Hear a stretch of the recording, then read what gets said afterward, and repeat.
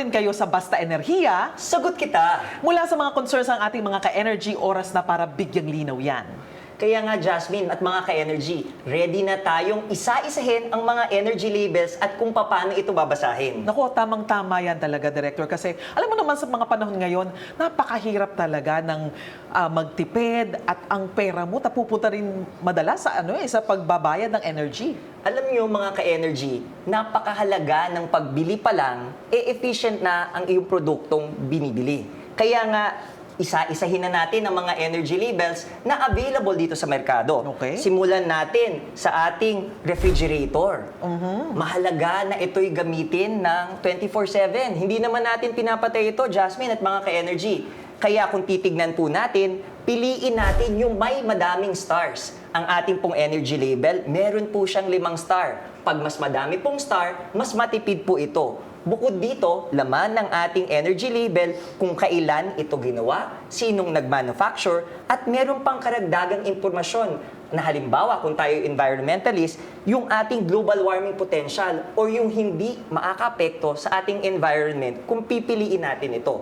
Lahat ng impormasyon nito mga ka-energy at Miss Jasmine makikita sa ating energy label. Paano naman natin makikita mga labels? Kasi Director, sa totoo lamang, pag bumibili ang isang tao ng ref, madalas na tinitignan yung presyo lang eh. Nako, yan nga ang dating mga ka-energy natin kailangang baguhin. Isama na natin yung energy label. Itong mga energy label ay nakapaskil sa harapan ng mga produkto. So pumunta tayo sa mga appliance stores, sa mga bilihan ng mga produktong ito, nakadikit po siya. At ito'y kitang-kita nyo kaagad. Mga ka-energy, mas madaming stars, Miss Jasmine, mas matipid. Pwede mo ba kami mabigyan ng konting perspektibo? Kung maaari lang, Director, napili kong ref, 3 stars lang. Tapos yung kapitbahay ko napili, 5 stars. Ano yung tipid nyo? Magkano yung tipid? Kung makikita natin, naaalala natin yung ating buwanang bilihin. Nangangahulugan nun, merong 10 to 20% na pagitan. Kung pareho yung size ng ating refrigerator, mga ka-energy at Miss Jasmine. Kaya kailangan nga mag-invest tayo. Aminado naman kami dito na kapag ka mas efficient o mas madami yung star, medyo may konting kamahalan. Pero ang importante, pag ginamit natin to, halimbawa nga, pag ref, 24 oras siyang tumatakbo, mas matipid siya. So, nababawi mo rin ito. So, pagka bumili ka ng mas murang ref, pero mas konti yung stars, ngayon ko lang makakatipid. Yung ba yung Tama sinasabi yun. mo? Tama Pero yun. pagka bumili ka ng medyo mas mahal, pero may 5 stars naman, ang tipid mo mas matagalan. Mas matagal. Tama naman po yan mga ka-energy dahil ang mga produktong ito, hindi naman natin ino-operate ng isang taon. Tumatagal ito ng 5, 7 hanggang 10 taon. So yung ating natitipid, bawing-bawi na natin yun, Miss Jasmine at mga ka-energy. Okay. Ang ref ba dapat mas malaki o mas maliit, mas makakatipid? Depende yon mga ka-energy kung saan natin gagamitin yung ating refrigerator. Kaya kailangan isipin kung ilan ang gagamit, ano ang lulan, para yung tamang sukat at tamang laki ang bibili natin. Okay. Anong susunod na appliance naman? Ang susunod nating appliance dahil nandito tayo sa ating audio-visual laboratory ay yung mga television set. Ito yung na-test ninyo. Ito yung mga natetest natin, mga ka-energy. Maximum po ng ating mga energy labels ay 5. 5 pong stars. Pero, tandaan rin natin, ang kinabuti natin sa mga produkto ng TV, hindi kagaya nito, medyo parity na yung presyo. So, piliin na po natin, mga ka-energy, yung mas madaming stars. Ito naman tanong ko, dahil panipisan ng mga TV, mas manipis ba, mas energy efficient? Ang mahalaga dito ay yung teknolohiya na nagpapatakbo ito. Kaya nga, ang ating guide sa ating mga ka-energy, tignan nga natin yung rating kasi inilalagay dito kung ano ang konsumo ng TV kung i-operate natin ito sa set period of time. Okay, so nagtetest kayo ngayon ng mga TV, napansin nyo ba, may difference ba kung bago ang TV mo o kaya luma yung TV mo as far as energy consumption is concerned? Yun ang ikinabuti natin sa teknolohiya, Miss Jasmine at mga ka-energy. Dahil meron na tayong mga LED o light emitting diode technology, mas matipid siya. Kagaya ng halimbawa sa mga ilaw, yung ating mga LED ay higit 90% mas matipid dahil nga sa advances sa teknolohiya. Okay, ano naman susunod na appliance? Ang isusunod naman natin ay yung electric fan, Miss Jasmine. Naku, importante yan. Bago itong produkto, mga ka-energy, na nilagyan natin ng energy label. Ang mahalaga dito, again, yung numero. Pag mas mataas ang numero, mas matipid po siya. Okay, parang walang stars dito. Tama po yun, Miss Jasmine, na-observe nyo.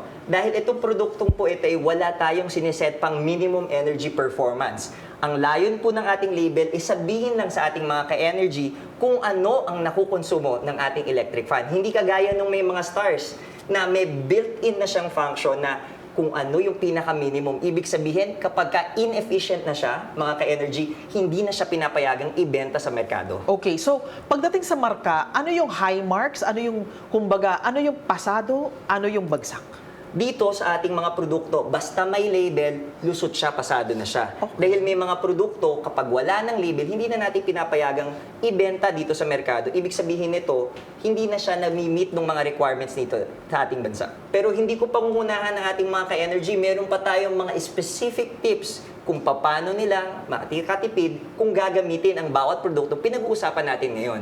Okay. Ang susunod naman nating produkto ay nako ito, Miss Jasmine at mga ka-energy, ito yung paboritong-paborito natin, lalong-lalo na Aircon. sa panahon ng tag-init, yung air conditioner. At meron pang importante rin dito na kailangan nating ipaalala sa ating mga kababayan at mga ka-energy. Kailangan sana kung mag-i-invest yung teknolohiyang inverter na. Dahil kapag ka-inverter, mas matipid talaga siyang i-operate, Miss Jasmine. Although may konting kamahalan ulit Mahal siya. talaga yun, Director. Pero okay, so nakikita natin hindi lang may stars, pero may number ka dito. Tama po Ano yun. ibig sabihin yan? Ang ibig pong sabihin yan ay yung ating energy efficiency rating. Na mas mataas nga po yung numero, mas matipid siya. Pag mas madami pong stars, mas efficient o mas makakatipid kayo sa produkto. Matanong ko lang, Director, meron ba talagang mga appliance ngayon na binibenta na isang star lang, 2 star lang, o ilalabas ba talaga yun? Yung mga star na nakikita natin, ulitin ko Miss Jasmine, kapag ka ang isang produkto ay merong star siya, nangangahulugan na yung particular na produktong yun ay may minimum energy performance requirement. Nangangahulugan, ang gobyerno nagsasabi na kapag ka hindi nami-meet yung minimum or yung 1 star, hindi na maaaring ibenta sa ating merkado. Okay, so kung wala tayong nakikitang ganyan, iwasan nating bilhin. Tama po yun. Nangangahulugan na nun na iyon ay hindi dumaan sa procedure at hindi na-test ng ating pamahalaan. Kung gusto po natin ng guide, maaari po pumunta sa ating DOE website. Meron pong tamang pagsukat ng aircon na bibili nyo. Ang napapansin natin, Miss Jasmine at mga ka-energy, pinipili lang natin yung mura, hindi natin iniisip na merong tamang sukat na aircon para sa bawat kwarto. Kung mali ang sukat ng aircon na binili mo para sa kwarto, let's say, mas maliit yung aircon mo, mas malaki yung kwarto mo, mas magastos ba yun sa kuryente? Tama po yun, mga ka-energy. Kapag ka ang binili nating aircon ay hindi akma ang sukat doon sa ating pinalalamig, mas malaki po ang nagiging konsumo nito. Okay, nabanggit nyo filter. Dapat linisin lagi. Ilang beses ba dapat linisin yun sa isang buwan? Ang ating payo, mga ka-energy, linisin ito once every month, more than once every month, at mas importante pa, once every 6 months, yung maintenance niya, ipa-PMS ba natin? Ah, okay. So, sa mga nakatira sa mga condominiums na malapit sa sa mga kalsada o sa mga bahay na malapit din sa kalsada, more than once a month tayo maglinis sa mga filter kasi energy efficient yan. Tama po yan. Kasi pag hindi po natin at madumi yung filter, base po sa ating pag-aaral, nakakadagdag po ito ng hanggang 5% karagdagang konsumo sa kanyang pagtakbo. Naku, 5% din yun, malaki yun, Kaya naiipon yun, mga ka-energy. Oo. Yung isipin mo lang kung 5% mabawasan nyo sa bill mo, malaking bagay din yun. Tama po yun. Okay. Next appliance, Director. Ang next appliance po natin, bago na naman po ito na nagkaroon ng energy label, ay yung ating tinatawag na clothes washing machine. Na kung saan, again, mapapansin natin, Miss Jasmine, wala po itong star, pero ang ating payo sa ating mga ka-energy, titigan po yung numero. Pag mas mataas po yung numero, mas makakatipid po tayo. Matanong ko lang, saan makikita yung numero? Kung meron ka ng washing machine. Nasa likod po ito ng appliance do sa ating mga stickers with kasama po yan ng ating ICC at PS mark sa likod. Okay, Director. Pero again, wala tong stars, number. Ano ang pasadong marka? Ano ang bagsak na marka? Tama ka, Miss Jasmine. Pag tinignan natin ang numero ng ating label, pagdating sa washing machine, mas mataas, mas maganda. Pero ang tinatanong nating mga ka-energy, ano ba yung upper limit ng makikitang numero? Sa ating estimate, 150. So pag mas malapit sa figure na yun, mas maganda. Pero bago nating iwanan, Miss Jasmine, ang ating mga energy labels, meron pa itong napakagandang feature, yung ating QR code. So yung atin pong QR code, kung tayo ay mas gusto pa nating malaman ang detalye ng produkto, paano nako-compute, halimbawa ang pagkonsumo nito ng kuryente, iscan lang po natin ito at dadalhin tayo sa isang webpage na laman ang karagdagang pang impormasyon. Pero kung ikaw ay mamimili ng isang appliance, dito mo siguro pwedeng makita kung ano yung pwedeng mong matipid at ano yung bibilhin mo. Tama po yun. Mababasa nyo na ito at kaya nyong maging informed na consumer. Mabipili nyo ang produktong akma sa inyong budget at makakatipid pa rin kayo. Kaya kahit sabihin mong piso lang o 2 piso ang pwedeng matipid para sa isang washing machine, abay pag-iisipin mo kung matagalan mo siyang gagamitin, syempre taon-taon mo siya gagamitin, di ba? At dahil binanggit na ni Miss Jasmine, ang isa na naman, may bonus tips tayo pagdating sa pag-washing machine. Mapakonte, mapadami ang laman, pareho po ng konsumo mga ka-energy. Ay, ganon? Kaya siguraduhin natin kung kayang ipunin, isang labahan nilang. Dahil mas nakakagastos tayo kapag konte-konte. Pag isahang labahan, ganun rin ang kinukonsumo ng ating clothes washing machine. Ay kaya maraming mga housewives, isang tambakan, linggo-linggo maglalaba. Kaya nga tama yan mga ka-energy na ang ating mga ilaw ng tehanan may built-in ng energy saving function. Of course, kailangan mag-budget. Okay, next appliance. Ang ating pong next appliance ay yung ating pong mga ilaw, mga bumbilya po. Dito, no-brainer tayo, Miss Jasmine at mga ka-energy. Piliin na po natin yung Light Emitting Diode or LED. Ngayon, sa teknolohiya ng LED, higit 90% ang matitipid natin. At ang bonus nito, mga ka-energy, mas mahaba pa ang buhay ng mga LED at may warranty pa. Kaya sa susunod yung pagbili, imbis na mag-CFL, bumili na tayo ng mas energy efficient na LED bulbs. Mas safe ba ito?